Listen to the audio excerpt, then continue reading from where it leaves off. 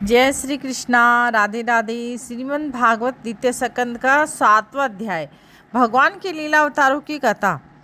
तो ब्रह्मा जी कहते हैं, अनंत भगवान के प्रलय के जल में डूबी हुई पृथ्वी का उद्धार करने के लिए समस्त यज्ञ में वराह शरीर ग्रहण किया था। आदिदेव हिरण्यकश्यप जल के अंदर ही लड़ने के लिए उसके सामने आया, और जैसे इंद्र ने अपने वज्र से पर्वतों के पंख काट डाले थे, वैसे ही वराह भगवान ने अपनी डांडों से उसके टुकड़े टुकड़े कर दिए। फिर उन्हीं प्रभु के रुचि नामक प्रजापति की पत्नी आकृति के गर्भ से सूर्य के रूप में अवतार ग्रहण किया, और उस अवतार में उन्होंने दक्षिणा नाम की पत्नी सूर्यम नाम के देवताओं को उत्पन्न किया और तीनों लोगों के बड़े बड़े संकट हर लिए।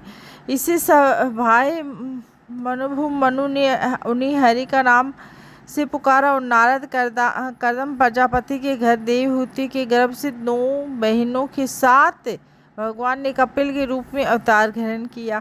उन्होंने अपनी माता को उस आत्मज्ञान का उपदेश किया, जिससे वे इसी जन्म में अपने हृदय के संपूर्ण मल, तीनों गुणों की आसक्ति का सारा कीचड़ धोकर कपिल भगवान के वास्तविक स्वरूप को प्राप्त हो गई।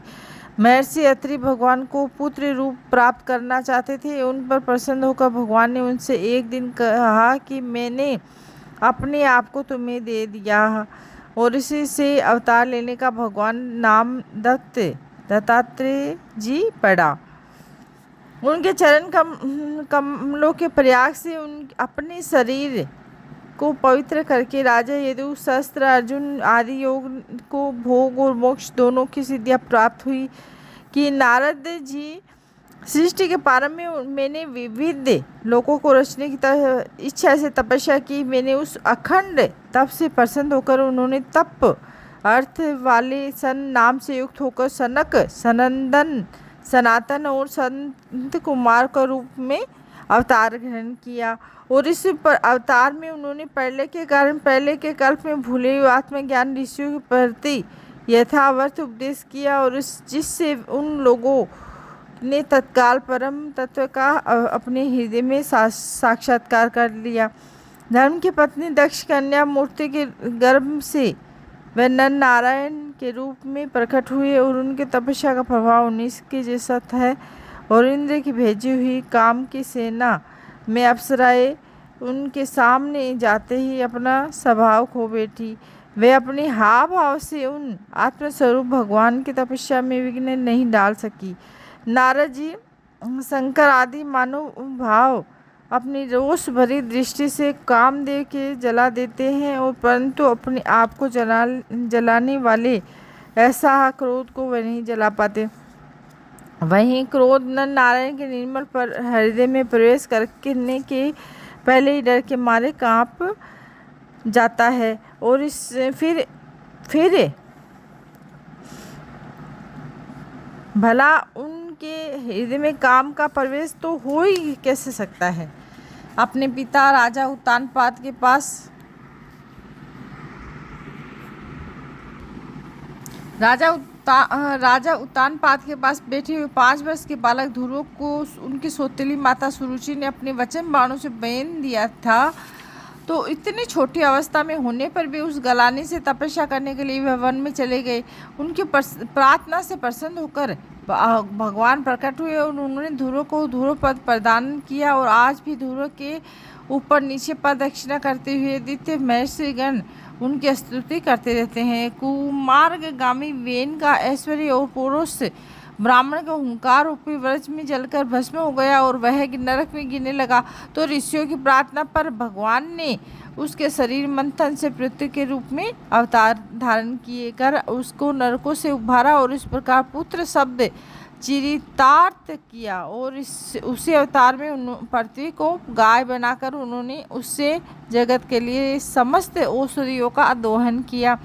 अब राजा नाभि की पत्नी सुदेवी के गर्भ से भगवान ने ऋषभ देव के रूप में जन्म लिया, और इस अवतार में समस्त आसक्तियों से रहित रहकर अपनी इंद्रियों और मन को अनंत शांत करके एवं अपने स्वरूप में स्थित होकर समदर्शी के रूप में उन्होंने जड़ों की भांति योग चर्चा का आचरण किया। और इस स्थिति को महर्षि लोग परमहंस पद अथवा अवधूत चर्चा कहते हैं।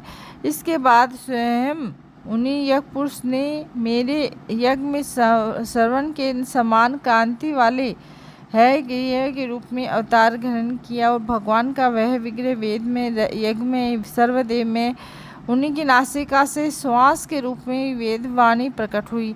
चाक्षुष मनवंतर के अंत में भावी मनु सत्यव्रत ने मत्स्य रूप में भगवान को प्राप्त किया था और उस समस्त पृथ्वी रूप नौका के आश्रय होने के कारण वे समस्त जीवों के आश्रय बनी और प्रलय के उस भयंकर जल में मेरे मुख से गिरे हुए वेदों को लेकर और वे उसी में विहार करते रहे। जब मुख्य मुख्य देवता दानव अमृत की प्राप्ति के लिए क्षीर सागर को मथ रहे थे, तब भगवान ने कश्यप के रूप में अपनी पीठ पर मंदराचल धारण किया और उस समय पर्वत के घूमने के कारण उनकी रगड़ से उनकी पीठ पर खुजलाहट थोड़ी मिट गई और इससे वे कुछ क्षणों तक सुख की नींद सो सके। देवताओं का महान भय मिटाने के लिए उन्होंने नरसिंह रूप का धारण किया। फड़कती हुई मोह की ओर तीखी डांडों से उनका मुख बड़ा भयावना लगता था और हिरण्यकश्यप उन्हें देखते ही हाथ में गदा लेकर उन पर टूट पड़ा और इस पर भगवान नरसिंह ने दूर से ही उसे पकड़कर अपनी जांघों पर डाल लिया और उसके झटपटाते रहने पर भी अपने नखों से उसका पेट फाड़ डाला। बड़ी भारी सरोवर महाबली ग्रास ने गजेंद्र का पैर पकड़ लिया और जब बहुत थककर वह घबरा गया तब उसने अपने सूंड में कमल लेकर भगवान को पुकारा, हे आदिपुरुष, हे समस्त लोकों के स्वामी, हे स्वयं मात्र कल्याण करने वाले। उसके पुकार सुनकर अनंत शक्ति भगवान चक्र प्राणी गरुड़ की पीठ पर चढ़कर वहां आए और अपने चक्र से उन्होंने ग्राह का मस्तक उखाड़ डाला और इस प्रकार कृपा पर वर्ष भगवान ने अपना शरणागत गजेंद्र को सूंड पकड़कर उस विपत्ति से उसका उद्धार किया। और भगवान वामन अदिति के पुत्र में सबसे छोटे थे, परंतु गुणों की दृष्टि से वे सबसे बड़े थे, क्योंकि यह पुरुष भगवान ने इस अवतार में बलि के संकल्प छोड़ते ही संपूर्ण लोगों को अपने चरणों से ही नाप लिया था। वामन बनकर उन्होंने 3 पग पृथ्वी को बहाने बलि से सारी पृथ्वी को तो ले ली, परंतु इसे यह बात सिद्ध कर दी कि सन्मार्ग चलने वाला पुरुषों की याचना के सिवा और किसी उपाय से समर्थ पुरुष भी अपने स्थान से नहीं हटा सकते, ऐश्वर्यच्युत नहीं कर सकते। देते राज बलि ने अपने सिर पर स्वयं वामन भगवान का चरणामृत धारण किया था और ऐसी स्थिति में उन्हें जो देवताओं के राजा इंद्र की पदवी मिली और इसमें कोई बलि का पुरुषार्थ नहीं था और अपने गुरु शुक्राचार्य के मना करने पर भी वे अपनी प्रतिज्ञा के विपरीत कुछ भी करने को तैयार नहीं हुए। और तो क्या, भगवान का तीसरा पग पूरा करने के लिए उनके चरणों में सिर रखकर उन्होंने अपने आप को भी समर्पित कर दिया। नारद, तुम्हारे अनंत प्रेम भाव से प्रसन्न होकर हंस के रूप में भगवान ने तुम्हें योग ज्ञान आत्म तत्व का प्रकाशित करने वाले भागवत धर्म का उपदेश किया और वह केवल भगवान के शरणागत भक्तों को ही सुगमता से प्राप्त होता है। वही भगवान शिवाय मनु आदि मनवंतरों के मनु के रूप में अवतार लेकर मनुवंश की रक्षा करते हुए 10 दिशाओं में अपने सुदर्शन चक्र के समान तेज से बेरोक टोक निष्कटंक राज्य करते हैं और तीनों लोकों के ऊपर सूर्य लोक तक उनके चरित्रों का कामनीय कीर्ति फैल जाती है और उसी रूप में समय समय पर पृथ्वी पर के भारभूत दुष्ट राजाओं का दमन भी करते रहते हैं। नाम धन्य भगवान धनवंती अपने नाम से ही बड़े बड़े रोगियों के रोग तत्काल नष्ट कर देते हैं। उन्होंने अमृत पिलाकर देवताओं को अमर कर दिया और देवताओं के द्वारा हरण किए हुए उनके एक भाग फिर दिला दिया और उन्होंने भी अवतार लेकर संसार में आयुर्वेद का पर्यटन किया।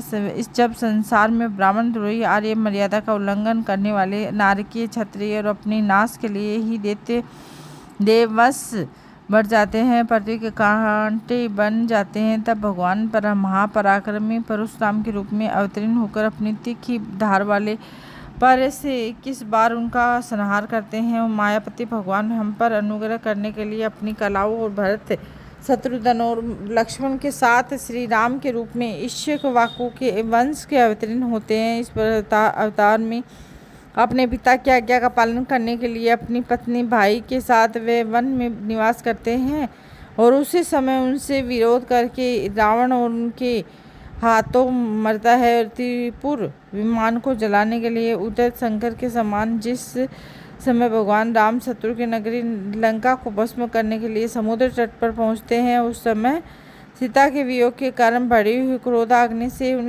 उनकी आंखें इतनी लाल हो जाती है कि उनकी दृष्टि से ही समुद्र, मगरमच्छ, सांप, ग्राह आदि जीव जलने लगते हैं। भय से थर थर कांपता हुआ समुद्र झटपट उन्हें मार दे देता है। जब रावण की कठोर छाती से टकरा कर रखे वाहन नेरावत के दांत चूर चूर होकर चारों ओर फैल गए थे और जिससे दिशाएं सफ़ेद हो गई थी, और तब दिग्विजय रावण घमंड से फूलकर हंसने लगा था। वही रावण जब श्री रामचंद्र जी की पत्नी सीता जी को चुरा कर ले जाता है और लड़ाई के मैदान से उनसे लड़ने के लिए गर्वपूर्वक आता है, तब भगवान श्री राम ने धनुष को टंकार से उसका वह घमंड प्राणों के साथ तक्षण विहीन हो जाता है।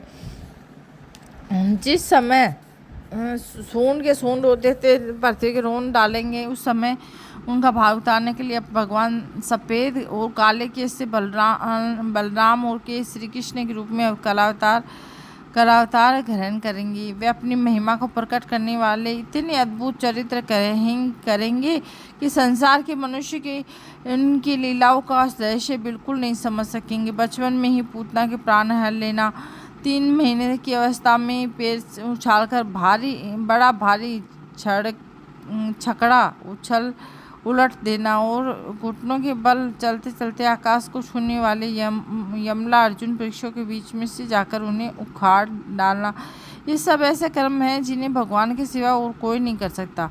जब कालिया नाग के विष से दूषित हुआ यमुना जल पीकर बछड़े और गो बालक मर जाएंगे, तब वे अपनी सुधामयी कृपा दृष्टि से वर्षा से ही उन्हें जीवित कर लेंगे और यमुना जल के शुद्ध करने के लिए उसमें विहार करेंगे तथा विष की शक्ति से जीव लड़ाते हुए काले नाग को वहाँ से निकाल देंगे।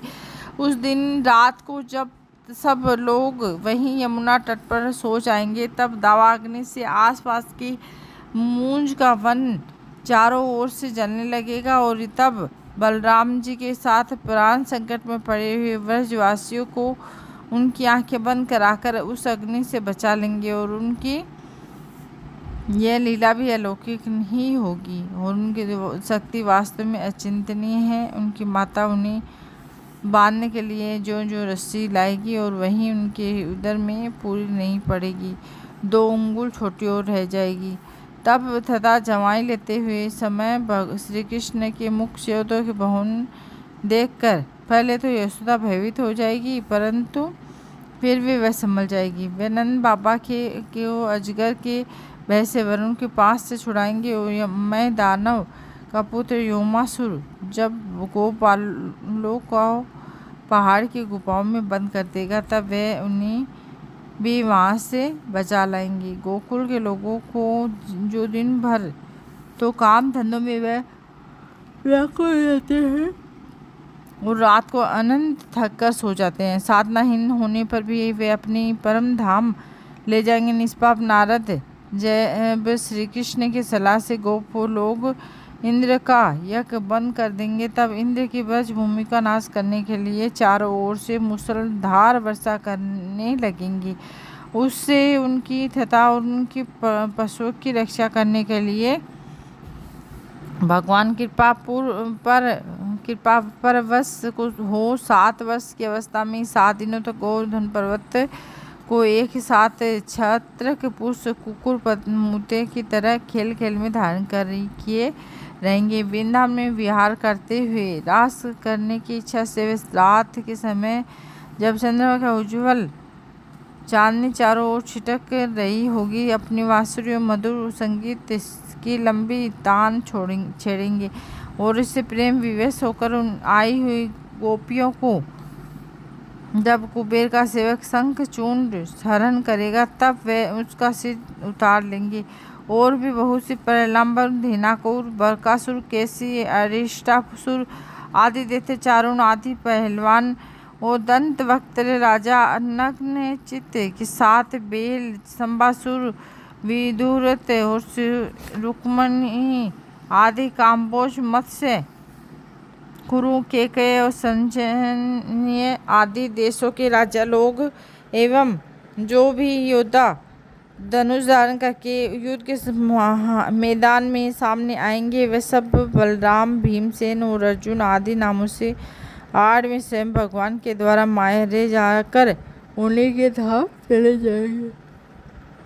समय के फेर से लोगों की समझ नहीं हो जाती, आयु भी कम होने लगती है और उस समय जब भगवान देखते हैं कि अब ये लोग मेरे तत्व को बताने वाली वेद वाणी को समझने में असमर्थ होते जा रहे हैं, तब कल्प के सत्यवती के गर्भ से व्यास के रूप में प्रकट होकर वेद रूपी वृक्ष का विभिन्न शाखाओं के रूप में विभाजन कर देते हैं और देवता के शत्रु दैत्य लोक में वेद मार्ग सहारा लेकर दानव बनाए हुए अदृश्य वेग वाले नगरों के में रहकर लोगों को सत्यानाश करने लगेंगे। जब भगवान लोगों की बुद्धि और मुंह अनंत लोभ और उत्पन्न करने वाले वेश धारण करके बुद्ध के रूप में बहुत से उपधर्मों के उपदेश करेंगे। कलयुग में अंत में जब सत्य पुरुष के घर भी भगवान की कथा होने में बाधा पड़ने लगेगी, ब्राह्मण, क्षत्रिय, वैश्य, वाखंडी और शूद्र राजा हो जाएंगे। यहाँ तक कि कहीं भी स्वाहा, स्वधा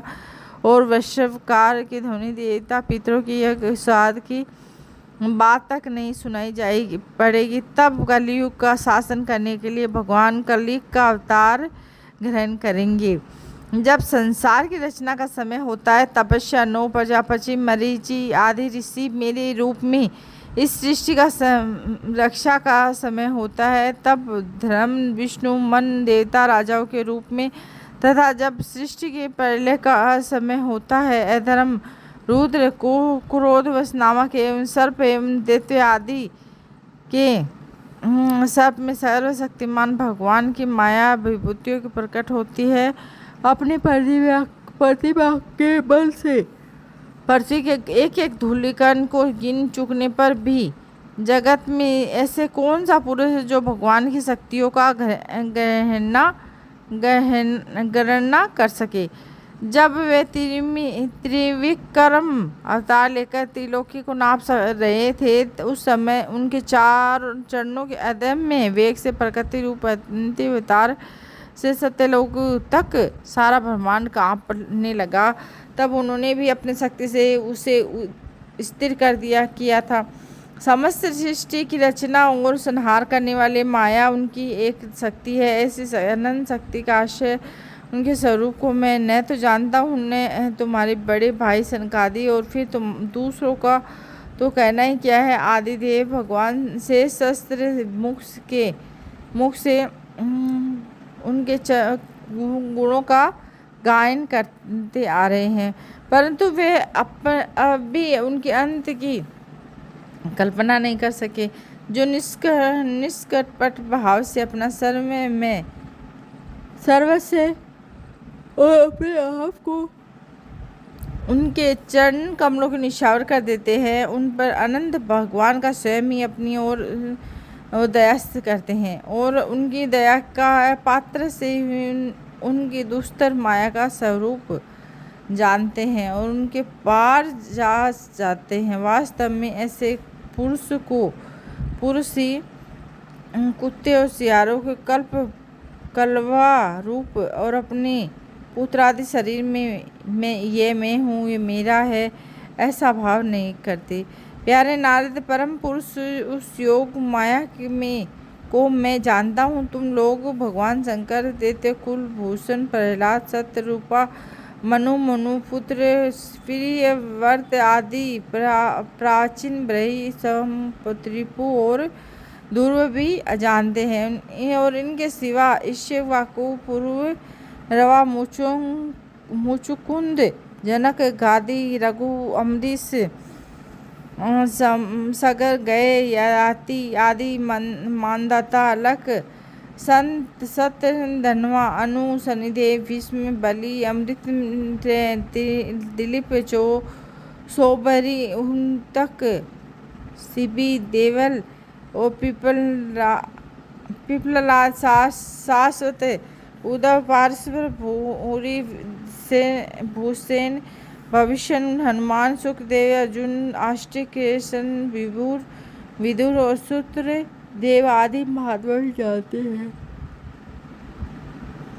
जिन्हें भगवान के प्रेमी भक्तों का ऐसा स्वभाव बनाने की शिक्षा मिलती है। वे स्त्री शूद्र हीन भील और पाप के कारण पशु पक्षी आदि योनियों में रहने वाले भी भगवान की माया का रहस्य जान जाते हैं और इस संसार सागर से सदा के लिए पार हो जाते हैं।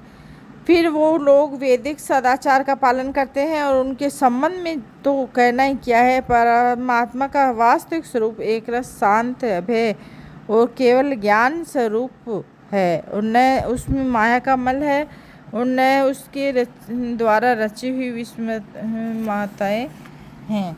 वह सत्य और असत दोनों से परे हैं। किसी भी वैदिक लौकिक शब्द की वहाँ तक पहुँच नहीं है। अनेक प्रकार के साधनों से संपन्न होने के कर्मों का फल भी वहाँ तक नहीं पहुँच सकता और क्या स्वयं माया भी उनके सामने नहीं जा पाती, लजाकर भाग खड़ी हो जाती है। परम पुरुष भगवान का वही परम पद महात्मा लोग उसी का शोक रहित अनंत आनंद स्वरूप ब्रह्मा के रूप में साक्षात्कार करते हैं। संयमशील पुरुष उसी में अपने मन को समाहित करके स्थित हो जाते हैं और जैसे इंद्र स्वयं में एक रूप और विद्यमान होने के कारण जल के लिए कुआं खोदने की कुदाल नहीं रखते, वैसे ही वेद दूर करने वाले ज्ञान साधनों को भी छोड़ देते हैं। समस्त कर्मों के फल भी भगवान को दे देते हैं, क्योंकि मनुष्य अपने स्वभाव के अनुसार जो शुभ कर्म करता है वह सब उन्हीं की प्रेरणा से होता है और इस समय रहने वाले पंचभूतों के अलग अलग हो जाने पर जब इस शरीर नष्ट हो जाता है तब भी इससे रहने वाले अजन्मा पुरुष उन आकाश के समान नष्ट नहीं होता। बेटा नारद संकल्प विश्व की रचना करने वाले से श्रेष्ठ ऐश्वर्य संपन्न श्री हरि का मैंने तुम्हारे सामने संक्षेप से वर्णन किया है। जो कुछ कार्य कारण अथवा भाव अभाव है वह सब भगवान से भी नहीं है। फिर भी भगवान तो इससे प्रत्यक्ष भी है ही। भगवान ने मुझे उपदेश किया था और वह सब यही भागवत है। इसमें भगवान की विभूतियों का संक्षिप्त वर्णन है और तुम इसका विस्तार करो। जिस प्रकार सबके आश्रय सर्व स्वरूप भगवान श्री हरि में लोगों की प्रेम भई मई भक्ति हो और ऐसे निश्चय करके इसका वर्णन करो। और जो पुरुष भगवान का अचिंतनीय शक्ति माया का वर्णन या दूसरे के द्वारा किए हुए वर्णन का अनुमोदन करते हैं अथवा श्रद्धा के साथ नित्य श्रवण करते हैं और उनका चित्त माया से भी कभी मोहित नहीं होता। बोलो श्री कृष्ण भगवान की जय। श्री कृष्ण गोविंद हरि मुरारी हे नाथ नारायण वासुदेवाय।